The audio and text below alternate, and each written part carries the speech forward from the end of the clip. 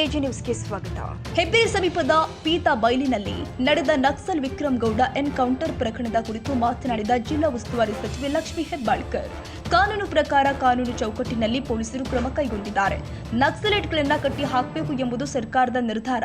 Combing ಮಾಡುವ ಸಂದರ್ಭದಲ್ಲಿ encounter ನಡೆದಿದೆ ಎಂದಿದ್ದಾರೆ. ವಿಕ್ರಮ್ ಗೌಡ ಬಳಿ ಕೂಡ ಶಸ್ತ್ರಾಸ್ತ್ರಗಳು ಇದ್ವು. ವಿಕ್ರಮ್ ಗೌಡ ಕೂಡ ಒಂದು ಬಾರಿ ಫೈರಿಂಗ್ ಮಾಡಿದ್ದಾರೆ. ಪ್ರತಿ ದಾಳಿ ಮಾಡುತ್ತಿದ್ದರೆ ಪೊಲೀಸರ ಜೀವ ಹಾನಿ ಆಗ್ತಾ ಇತ್ತು ಎಂದಿದ್ದಾರೆ. ನಕ್ಸಲೈಟ್ ಅನ್ನ ಬೇರು ಸಮೇತ ಕಿತ್ತು ಹಾಕಬೇಕು ಎಂಬುದು ರಾಜ್ಯ ಸರ್ಕಾರ ಮತ್ತು ಕೇಂದ್ರ ಸರ್ಕಾರದ ನಿಲುವು. ಪರ ವಿರೋಧ ಚರ್ಚೆ ಎಲ್ಲ ಸಂದರ್ಭದಲ್ಲಿ ಇರುತ್ತೆ. ಸರ್ಕಾರ ಕಾನೂನು ಚೌಕಟ್ಟಿನಲ್ಲಿ ಕೆಲಸ ಮಾಡಿದೆ. ಸಂಶಯ ಇದ್ದಂತವರಿಗೆ ಮತ್ತೆ ಸ್ಪಷ್ಟನೆ ಕೊಡಲು ನಾವು ತಯಾರಿದ್ದೀವಿ ಎಂದಿದ್ದಾರೆ. ಕೋರ್ಟ್ ತನಿಖೆಗೆ ಒತ್ತಾಯದ ಕೇಳಿ ಬರ್ತಾ ಇದೆ. ನ್ಯಾಯಾಂಗ ತನಿಖೆಗೆ ಕೊಡುವುದು ಸರ್ಕಾರದ ತೀರ್ಮಾನ. ಈ ಬಗ್ಗೆ ಮುಖ್ಯಮಂತ್ರಿಗಳು ಗೃಹ ಸಚಿವರ ಬಳಿ ಮಾತನಾಡ್ತೀವಿ ಎಂದು ಹೇಳಿಕೆ ಕೊಟ್ಟಿದ್ದಾರೆ. ಚೆನ್ನಾಗಿ ಫ್ರೆಶ್ ಆಗಿ ಬಂದಿದ್ದೀರಾ? ನಾನೇನು ಹೇಳಿ, ನೀವು ಕೇಳಿ. ಆಗಿದೆ ಅದರ ಬಗ್ಗೆ ಪರ ವಿರೋಧ ಚರ್ಚೆಗಳು ಕೂಡ ಇದೆ. ತಮ್ಮ ಗಮನಕ್ಕಿರ್ಬೋದು. ಕೆಲವರು ನಕಲಿ ಅಂತಾರೆ, ಕೆಲವರು ಅಗತ್ಯ ಇತ್ತು ಅಂತಾರೆ. ನಕ್ಸಲ್ ಚಟುವಟಿಕೆ ಇಲ್ಲದೆ ಬಹಳ ಸಮಯದ ಮೇಲೆ ಆದ ಘಟನೆ. ಏನು ಹೇಳಿದ್ರು? ನಮಗೂ ಎಲ್ಲರಿಗೂ ಗೊತ್ತಿದೆ. ಕಾನೂನು ಪ್ರಕಾರ ಕಾನೂನು ಚೌಕಟ್ಟಿನಲ್ಲಿ ನಕ್ಸಲೈಸ್ ಅದನ್ನು ನಾವು ಕಟ್ಟಿ ಹಾಕಬೇಕು ಅನ್ನುವಂಥ ಒಂದು ಹಂತದಲ್ಲಿ ನಾವು ಮಾಡಿದ್ವಿ.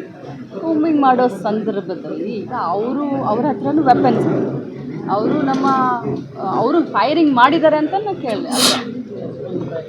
ಒಂದು ಫೈರಿಂಗ್ ಮಾಡಿದ್ದಾರೆ. ಅದಾದಮೇಲೆ ಈಗ ನಾವೇನಾದರೂ ಅಂದರೆ ಪೊಲೀಸರು ಏನಾದರೂ ಮಾಡಲಿಲ್ಲ ಅಂತಂದಿದ್ರೆ ಬಹುಶಃ ಪೊಲೀಸರಿಗೆ ಕೂಡ ಜೀವಹಾನಿ ಆಗುವಂಥ ಎಲ್ಲ ಸಾಂದರ್ಭಿಕ ಎಲ್ಲ ನಮಗೆ ಕಂಡು ಬರುತ್ತೆ. ಸೊ ನಕ್ಸಲೈಟನ್ನು ನಾವು ಬೇರೆ ಸಮೇತ ತೆಗಿಬೇಕು ಅನ್ನುವಂಥ ಒಂದು ಭಾವನೆ ಕೇಂದ್ರ ಸರ್ಕಾರದಾಗ್ಬೋದು, ರಾಜ್ಯ ಸರ್ಕಾರದಾಗ್ಬೋದು ಇದೆ. ಸೊ ಆ ಒಂದು ವಿಚಾರದಲ್ಲಿ ಈ ರೀತಿ ಆಗಿದೆ. ನ್ಯಾಯಾಂಗ ತನಿಖೆ ಬೇಕು ಅಂತ ಒತ್ತಾಯ ಮಾಡ್ತಾ ಇದ್ದಾರೆ. ಎಲ್ಲರೂ ಒತ್ತಾಯ ಮಾಡ್ತಾ ಇದ್ದಾರೆ. ನಿನ್ನೆ ನ್ಯಾಯಾಂಗ ತನಿಖೆ ಎಲ್ಲರೂ ಕೊಟ್ಟು ಅದು ಏನು ಸಾಂದರ್ಭಿಕ ಸಾಕ್ಷ್ಯ ಪ್ರಕಾರ ಅದು ನಕಲಿ ಇದು ಎನ್ಕೌಂಟರ್ ಅಲ್ಲ. ಪರ ವಿರೋಧ ಎಲ್ಲ ರೀತಿ ಇದೆ. ಅಂದರೆ ಕಾನೂನು ಚೌಕಟ್ಟಿನಲ್ಲಿ ಏನಾಗಬೇಕು ನಾವು ಅದನ್ನು ಮಾಡಿದ್ದೀವಿ. ಅದ್ರ ಬಗ್ಗೆ ಯಾರಿಗಾದ್ರೂ ಸಂಶಯ ಇದ್ದರೆ ಅದನ್ನ ಇನ್ನೂ ಕೂಡ ಕ್ಲಾರಿಟಿ ಇನ್ನೂ ಮಾಡಲಿಕ್ಕೆ ನಾವು ತಯಾರಿ. ನ್ಯಾಯಾಂಗ ತನಿಖೆಗೆ ಏನಾದರೂ ಇದು ಮಾಡ್ತೀರಾ ನೀವು? ಈ ಸರ್ಕಾರದ ತೀರ್ಮಾನ ನಾನು ಮುಖ್ಯಮಂತ್ರಿಗಳ ಹತ್ರ, ಹೋಮ್ ಮಿನಿಸ್ಟರ್ ಹತ್ರ ಮಾತಾಡ್ತೀನಿ. ಈಗ ಸಮಾವೇಶ ಹಾಸನದಲ್ಲಿ ಆಗುವ ಸಮಾವೇಶದ ಬಗ್ಗೆ ಭಾಳ ಚರ್ಚೆ ಆಗ್ತಾ ಇದೆ. ಅದು ನಿಜಕ್ಕೂ ಭಿನ್ನಮತ ಇರುವುದು ಹೌದಾ? ದೆಹಲಿಯಲ್ಲಿದ್ದರು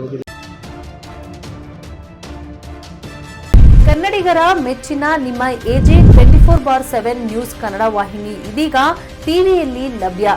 ವೇಳೆ ನೋಟಿಸ್ ಕೊಟ್ಟಿದ್ರೆ ವಾಪಸ್ ತಗೋತೀವಿ. ಇವತ್ತು ವಕ್ಫ್ ಪ್ರಾಪರ್ಟಿ ಅಂತೇಳಿ ಬರ್ತದೆ ಅಂತ ಹೇಳಿದ್ರೆ ರೈತರು ಬೀದಿಗೆ ಬದಲು ಏನು ಮಾಡಬೇಕಾಗುತ್ತೆ? ಯಾರು ವೋಟ್ ಹಾಕಲಿಲ್ಲ ಅಂದರೆ ಗ್ಯಾರಂಟಿನೆಲ್ಲ ಸ್ಟಾಪ್ ಮಾಡಿಬಿಡ್ತೀವಿ.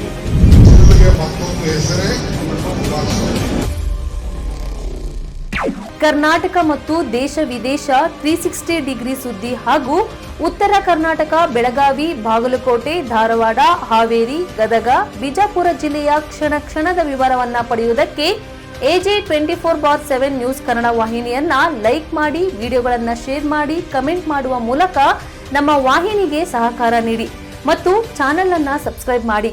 ಧನ್ಯವಾದಗಳು.